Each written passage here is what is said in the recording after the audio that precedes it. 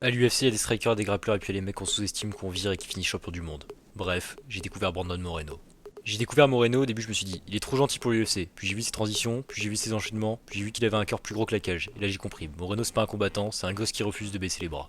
Il affronte Cara France, victoire à la décision, puis Royval en mode tornade, il l'allume TKO, et là l'UFC donne un title shot contre Figueiredo, et le monde commence à le regarder. Premier combat, un carnage, match nul, mais tout le monde a retenu son nom. Revanche, il le soumet, champion, premier mexicain à prendre une ceinture à l'UFC, et ce n'est pas un rêve, c'est l'histoire. Maybe not tomorrow and maybe not the next month, pero only one thing is true. I will be champion one day, I promise. Mais les flyweights, c'est jamais simple. Il repère, il regagne 4 combats, 2 victoires, 1 nul, une défaite, la rivalité la plus sauvage de la catégorie.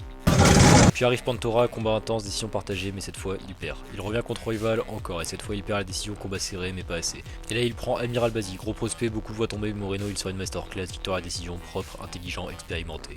En clair, Brandon Moreno c'est pas le plus fort, c'est pas le plus explosif, mais c'est un survivant. Il s'est fait virer, humilié, blessé, mais il est devenu champion en restant fidèle à lui-même.